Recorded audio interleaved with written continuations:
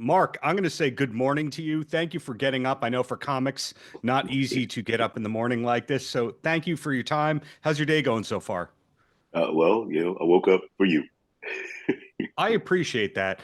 It's not just a stereotype that comics are night owls, but you're also an actor with hundreds of credits. So how do you make that work in being the night person, yet having early call times? Just discipline to get up. It's like when I gotta get up, I gotta get up. There's no way around it. No way around it. And the work continues, the stand-up continues, etc. What's the latest project of yours? Because I know Stacks just cleaned up on the festival circuit. You got a lot of awards and nominations and all that, but that's probably like 30 projects ago. Yeah, we just got another award for I can't even remember the name of the thing at cons. I'm sorry, it's early. I can't think right now. But That's there was a small little project that we did out in Oklahoma. It was a lot of fun. sure. So are these Curbside, days, that was his name. Curbside. got it. These days, I'm seeing more and more things filmed in Oklahoma, very few things being filmed in LA. Is that the case for you as well? Yeah, I think part of the problem is LA is not offering the incentives that other parts of the country are offering. I've done a Yeah. bunch of stuff in Louisville, and they're offering great incentives. And I hear Wisconsin, if you can get in there weather-wise, you could possibly get about 60% of your budget back. From Wow. state, local, and federal uh, incentives. But for you, the stand-up, I'm assuming, is mostly West Coast, mostly LA or San Diego area? Yeah, mostly West Coast, but I'll go wherever anybody will bring me. I've had people, different churches bring me in for stuff Sure. all over the country. So if you can take compliments, I don't know if you're maxed out for the day. Comedians are not usually good with compliments, but when it comes to your career, it's fascinating how many different areas you've kind of succeeded in that are unrelated to each other. So like the Hmm. stand-up has nothing to do with the first project that I noticed you in, which was Fear of a Black Hat. And then I noticed you on Seinfeld, and then I think there was like a Dentyne commercial or something around that time. And like, that's him. And then, decades later, you do have the motivational speaking kind of stuff, the stand-up, Hmm. etc. So where you are now, was that the long-term plan to be so diversified? Somebody told me early in my career that the more you can do, the more you'll do. And that was some of the greatest advice I ever had. So just for me, it became about being diversified, being able to move from one thing to the next. I started in theater, and then that same year had my first TV audition, which was for Hill Street Blues, Hmm. and booked the job, and then that just started snowballing. I actually look at stand up as my day job at Wow. night. Wow. Okay. I have yet, unfortunately, to see your stand-up besides what's on YouTube. Hmm. How does your stand-up compare to what you would say at a motivational speaking or a speaking kind of gig? Typically, the motivational speaking realm, I'm usually talking about serious stuff because people bring me in for very specific things. Gotcha. Talk about very specific things, and so although try to sprinkle some humor in, but sometimes it's tough love. So it sounds like if they go, Mark, give us 20 minutes on blank. You've been doing this for so long that you can just riff 20 minutes.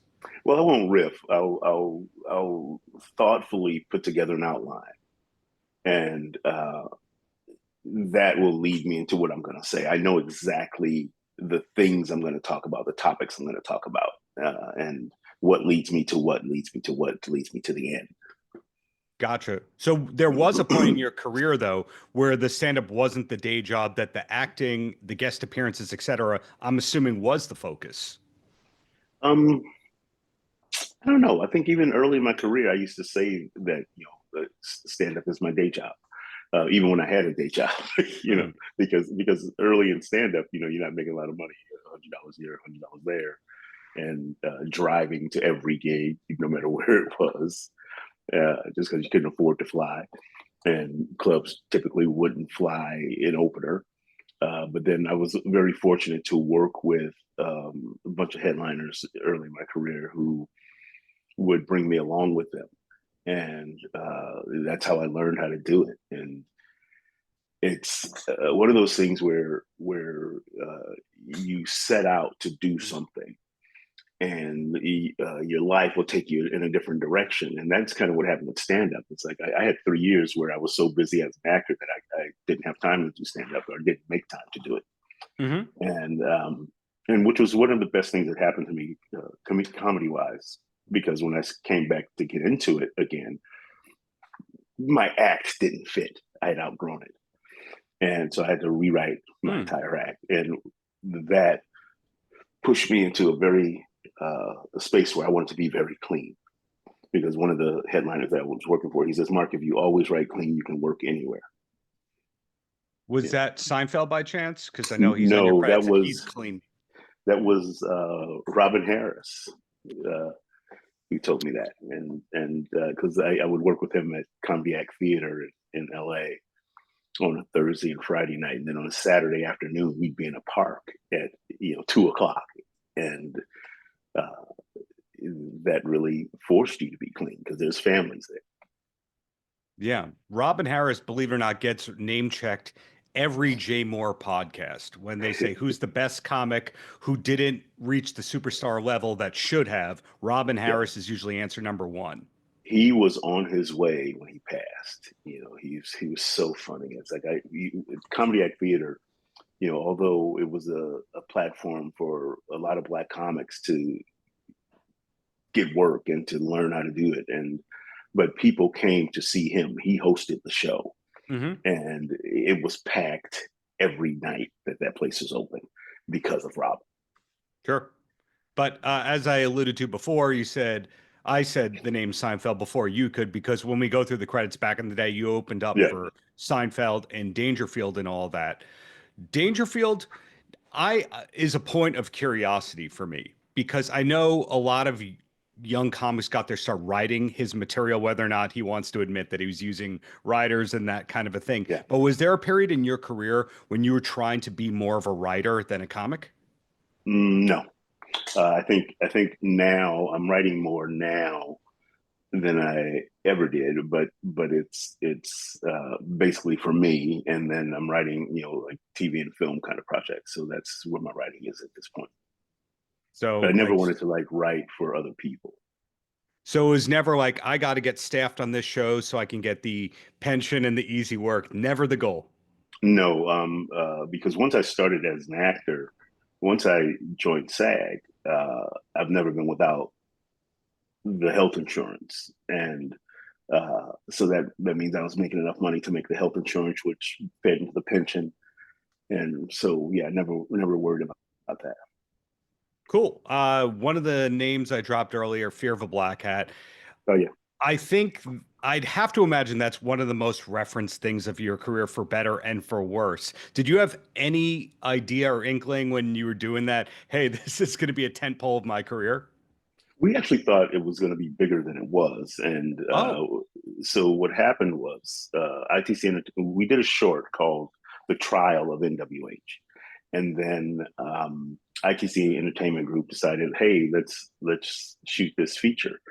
And so they didn't want to say they spent $1 million on it, so our budget was $999.99, and but I think final numbers are around 1.2. However, Rusty had a meeting with Chris Rock's people and about CB4 before that happened, and they said, well, what? He says, well, they approached him to write it, and he says, well, the only way I'd write it is if I could direct it. And they said, well, what would you do? He said, well, I'd get rid of all this plot and make it a mockumentary. And they didn't hire him. They hired Penelope Spears. And clearly, Fear of a Black Hat is a much better movie. And they had a $10 million budget. So they had a bunch of names in it, and they beat us out of post. So we started before them, but they beat us out of post because they had budget. And so ITC didn't feel like, because CB4 kind of sat on the sidewalk like dog poop. Uh, and they said, well, we don't know how to market it because CB4 failed. And we said, well, just get it out. And so we only opened on 10 screens nationwide after sitting on the shelf for 2 years. Oh, okay. That part I didn't know. See, Rusty talked about the $999,000 Yeah. budget on director's commentary, but I didn't realize that part that it sat around for 2 years. Yeah. Yeah. Chris Gorok, who was the president of ITC at the time, he left the company, and the next person in, it wasn't high on their list of something to do. And so it just sat around, and finally they were like, well, let's put this thing out. And it's probably one of the most things that I'm recognized from, between that and Chuck. So, and Rusty and I are great friends, and we actually have a project that we're working on together right now that we're trying to get produced. So, I don't hate Fear of a Black Hat, and nothing negative has come from it. I'm really glad to hear all that. There's so much mystery around that film because it's a pre-internet thing. Like, for example, how is Lance Carruthers in both that and CB4? Right. What came first? That's been the never-ending kind of story and all that. But I'm glad to hear that you like that film. Yeah. So clearly Lance shot Fear of Black Hat before CB4 because we started production before them. And we had a very tight schedule. I think back then it was like a 21-day schedule, which is luxurious these days because a lot of these projects, you're in and out in 2 weeks. Yeah. Got it. So I cut you off right there. But how long was it to actually record the music for the film? We shot all that music in a weekend. Wow. Okay. Did you have musical experience before this film? Well, I studied theater, and so at USC, and part of the program was musical theater. And then as a kid, I grew up in church, so sang in the youth choir. So that was my experience. And my last fan question about this whole thing: how did PM Dawn react to your single? So recently, probably in the past couple years, I got I had posted that video on Twitter and Instagram, or I guess X, and Instagram and Facebook, and one of the guys from PM Dawn said, "Man, that's messed up." He said Prince B loved you. He says that we watched that thing and laughed so much. He said because you had the essence of him, and he said just want you to know we love that work. So that's how they responded. I'm glad to hear that because Spinal Tap, which obviously inspired Fear of a Black Hat to an extent, a lot of the artists that it alluded to were not happy with the film. Fast forward the 10-ish years, the people that Fear of a Black Hat lampooned liked it, probably except Vanilla Ice. Yeah, right. I've never run into him. I ran into I used to work out at Bally's in Hollywood, and I ran into one of the guys from Grandmaster Flash and the Furious Five, and he came up to me and he just gave me a big hug. He says, "Man, that's exactly the way it was." so I said, "Okay, we did a great job." For sure. So back to you and modern day and all that. One of the things I saw on your IMDb is upcoming was related to the Rickroll, the Chronicles of Rickroll. Is that a real thing? That's dead. Years ago, I was approached by some now friends about this project, and they had this great idea to put this film together with cameos from the current internet stars. So the combined number of hits from the current internet stars when they approached me was about 25 billion. And so they said, so we get these people and their followers come see it, even if 1% of their followers come and see it, we made a ton of money. And so I was like, okay, well, let's go. And their budget was too high for first time filmmakers. They wanted to do a $60 million film. And so I brought Rusty to the table, and he told him, he says, "Look, I would shoot this for 1 to 3, five at the most." And they weren't trying to hear it, and so now it's still sitting there in limbo doing nothing. Gotcha. But you mentioned before that there is a future Rusty project or something that you're in the works for. And I know after Fear of a Black Hat, Tales from the Hood, you were in that as well. Mm-hmm. So it's great to see that you guys have been friends for what, 30, 35 years now? Rusty and I met when I was in the 11th grade, so longer than that. 1981 is when we met, and we've been friends ever since. Okay, I'm confused about that because Rusty is known for being from Pittsburgh, and your Mm-hmm. IMDb and Wikipedia all says you're from Compton. Is that I am from Compton. incorrect? That's correct. Yeah, I was in the 11th grade. He wasn't. He's a little older than me, so he was at USC at the time. And one of my mentors was doing a show called it was like a variety show called An Evening of Soul, Hmm. and he put me on one of those shows, which was one of the first times I got paid to do comedy, Hmm. and that's when I met Rusty when I was in the 11th grade. Wow. And again, you were from Compton, but Yeah, before it was cool to be from Compton. and we moved into Compton in 1969. I mean, we were the second black family on our street.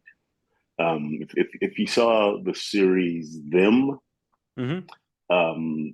as I watched that series, all of these emotional traumas started rolling through my head from being the second black family on our street.